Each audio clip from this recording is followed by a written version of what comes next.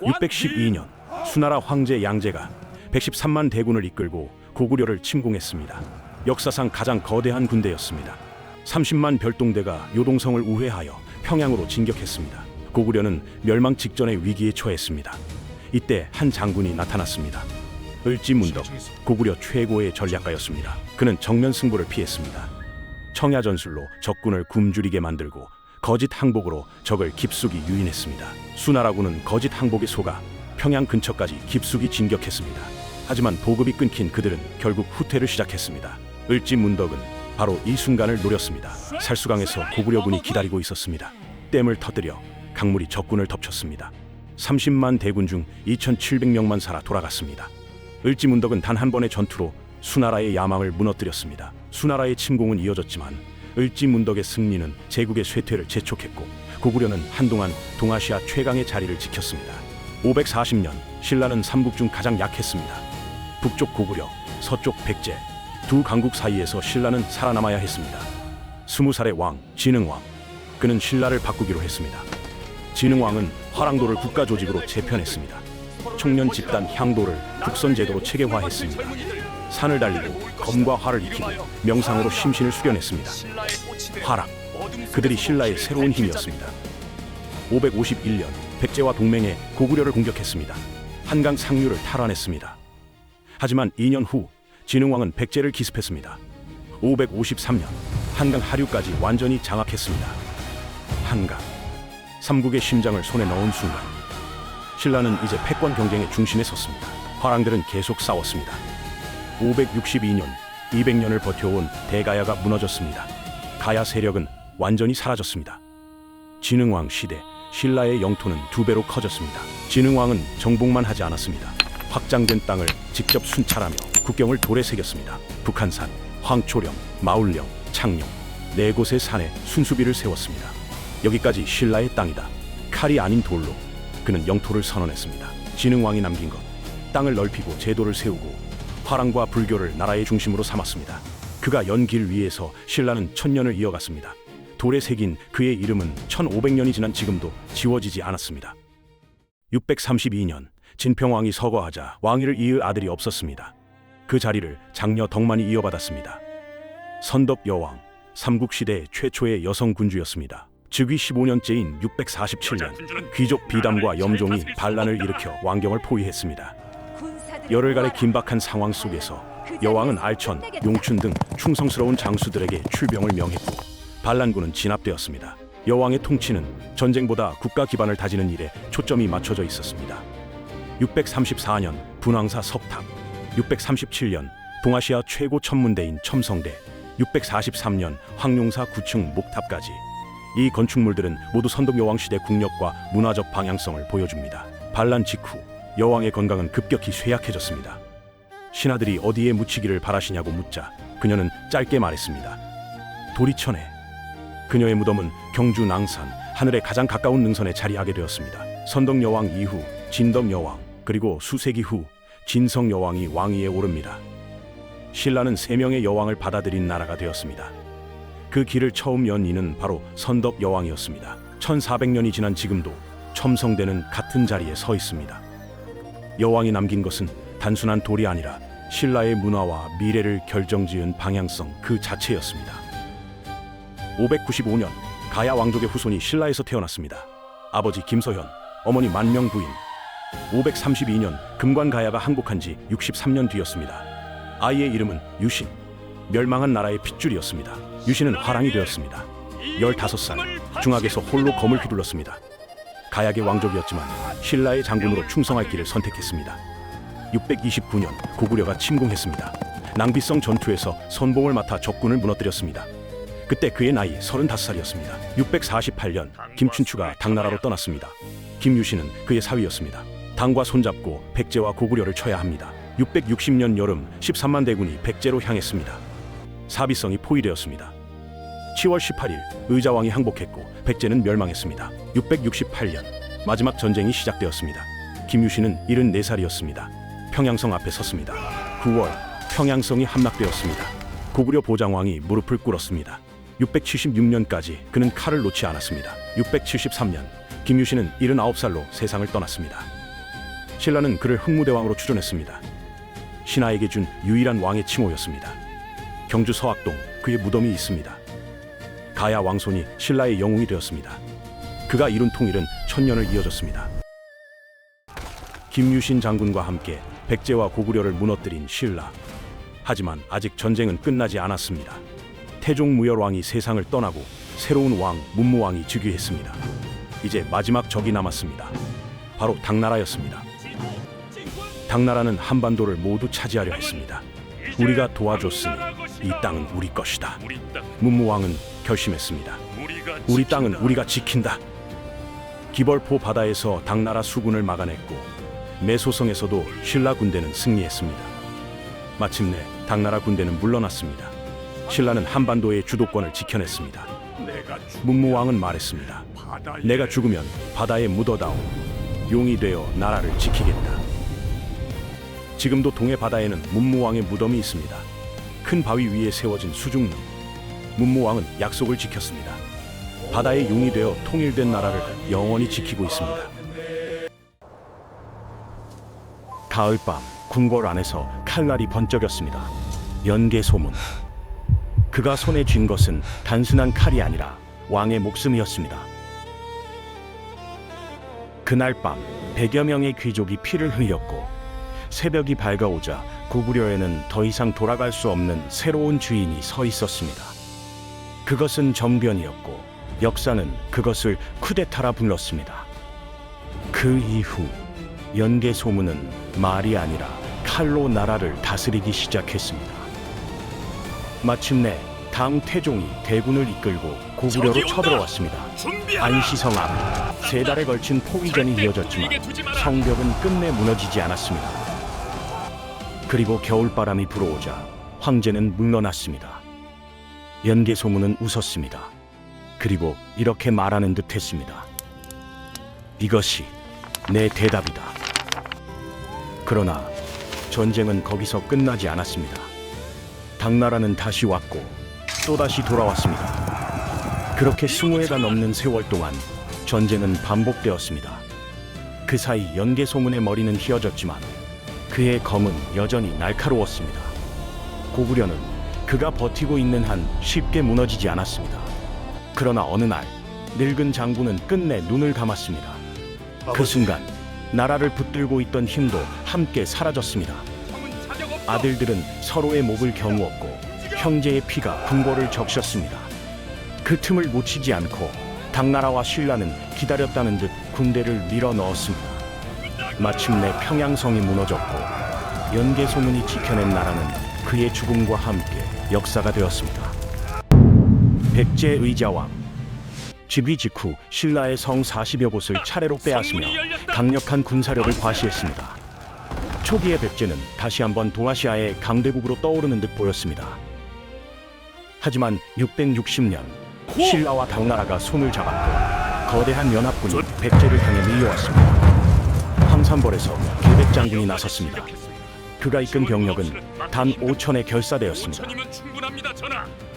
출전 전날 밤 계백은 가족을 먼저 죽였다고 전해집니다. 뒤를 돌아볼 수 없었기 때문입니다. 5천 대 5만. 압도적인 병력 차이에도 불구하고 계백과 결사대는 여러 차례 신라군의 공격을 막아냈습니다. 소년 화랑 관창이 목숨을 걸고 돌격했지만 끝내 저지당했습니다.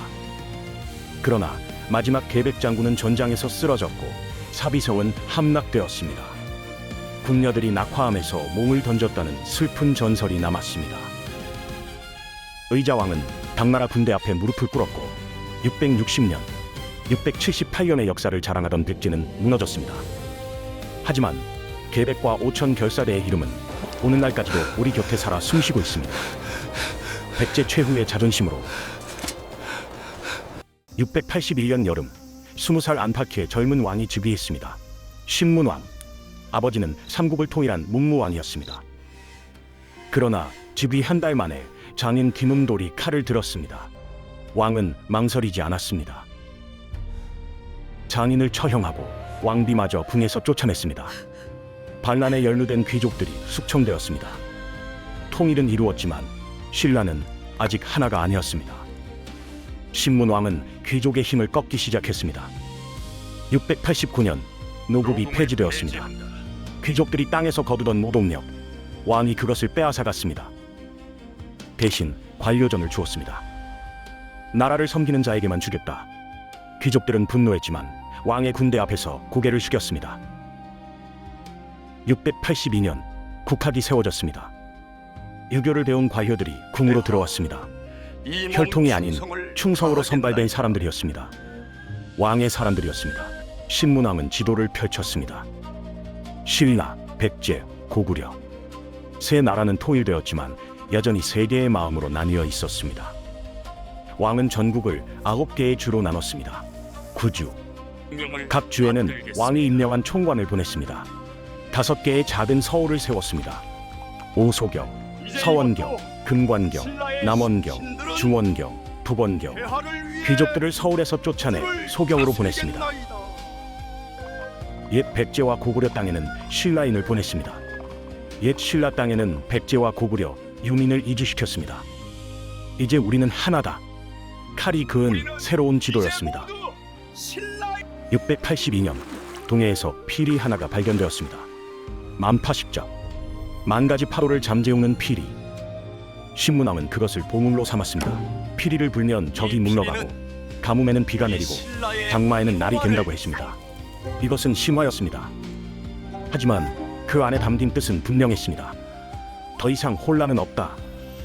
692년 신문왕은 30살 안팎에 세상을 떠났습니다. 재위 11년, 짧은 시간이었지만 그가 만든 질서는 100년을 지탱했습니다. 구주 오소경, 노국 폐지, 국학과 관료전, 통일은 전쟁으로 이루어졌지만 나라는 제도로 세워졌습니다. 신라는 이제 진짜 하나였습니다. 7세기 중반 두 승려가 서라벌을 떠났습니다. 원효와 의상, 목적지는 하나였습니다. 당나라, 불법의 근원을 찾기 위한 길이었습니다.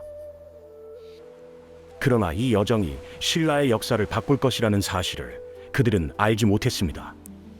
젊은 시절 한 차례 고구려 국경에서 막혀 돌아왔고 세월이 흐른 뒤 661년 다시 길에 올랐습니다. 밤길을 가다 무덤가의 폐허에서 비를 피했습니다. 어둠 속에서 목이 말라 손에 닿은 물을 마셨습니다. 아주 달콤했습니다. 날이 밝았고 알고 보니 그 물은 해골에 고인 빗물이었습니다. 원효는 깨달았습니다. 일체 유심조, 모든 것은 마음이 만든다. 나는 더 이상 갈 필요가 없네. 원효는 발걸음을 돌렸고 의상은 홀로 바다를 건넜습니다. 668년 삼국 통일이 이루어졌습니다. 고구려와 백제 유민들, 신라 백성들, 땅은 하나가 되었지만 마음은 아직 갈라져 있었습니다. 두 승려는 같은 시대를 다른 길로 걷기 시작합니다. 원효는 거리에 섰습니다. 노래를 불렀습니다. 수허무가부, 아작지천주. 삼국 유서는 전합니다. 태종 무열왕이 그 노래를 듣고 요섭봉주와의 인연을 맺어주었고 이후 아들 설총이 태어났다고. 원효는 승복을 벗었습니다. 스스로를 소성거사라 불렀습니다. 작은 성인, 높아지지 않기 위한 선택이었습니다. 큰 박을 들고 무예가를 부르며 거리를 걸었고 백성들에게 말했습니다. 나무 아미타불만 외우면 누구나 빛나게 갈 수 있습니다. 당시 불교는 귀족의 것이었습니다. 원효는 그것을 백성의 것으로 만들었습니다. 의상은 당나라에서 10년을 배웠습니다. 화엄경, 하나가 전체이고 전체가 하나라는 가르침. 670년 신라로 돌아왔고 676년 영주 부석사를 세웠습니다. 그리고 화엄 10대 사찰을 전국에 건립했습니다. 고구려 땅에, 백제 땅에, 신라 땅에 모든 것은 다르지만 하나다. 분열된 백성들에게 필요한 것은 통합의 철학이었습니다. 의상은 그것을 사찰로 만들었습니다. 왕실과 귀족들이 의상을 따랐습니다. 화엄종은 통일 신라 국가 불교의 중심 사상이 되었습니다. 686년 원효가 혈사에서 눈을 감았습니다. 삼국 유사는 전합니다. 아들 설총이 아버지의 유고를 빻아 소상을 만들었다고.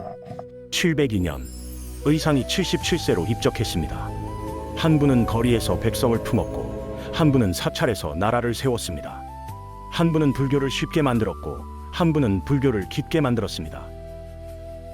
835년 여름, 완도 청해진. 동아시아 바닷길의 심장이 여기서 뛰고 있었습니다. 당나라 상선, 일본 무역선, 신라 교역선들이 한 곳에 모였습니다.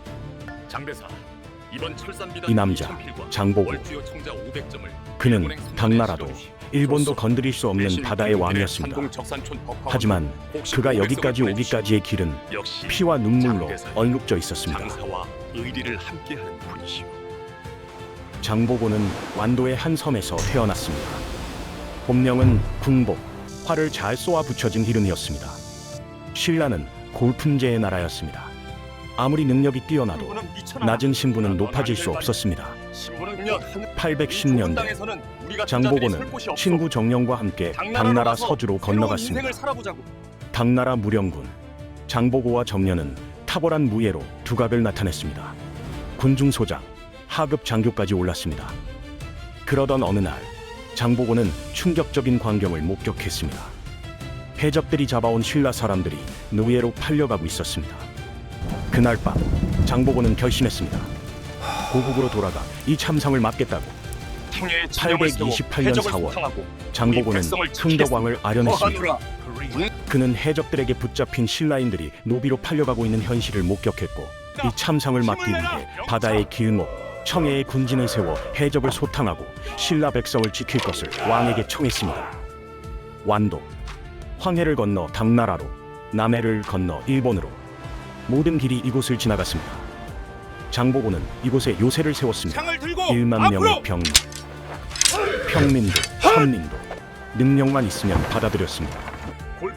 골품제에 묶이지 않은 새로운 세상이었습니다. 청해진은 해적을 소탕했습니다. 그리고 바다를 장악했습니다. 당나라 산두, 양주, 명주, 일본 규슈, 하카타, 신라 울산, 당항성 모든 무역선이 청해진을 거쳤습니다. 월주요 청자, 당나라 비단, 일본 은, 장보고는 도아시아 무역을 독점했습니다. 해상왕 장보고, 그는 왕이 아니었지만 어떤 면에서 왕보다 강했습니다. 839년 신라 왕위 계승 전쟁, 김울진이 청해진으로 피신해 왔습니다.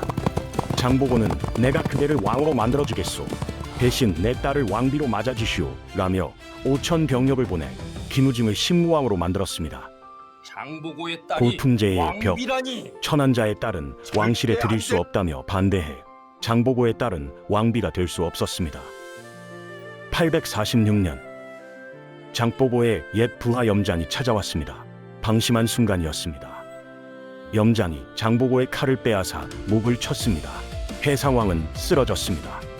851년 청해진은 폐쇄되었습니다. 10만 주민은 벽볼군으로 강제 이주되었습니다. 동아시아 무역의 중심 청해진은 역사 속으로 사라졌습니다.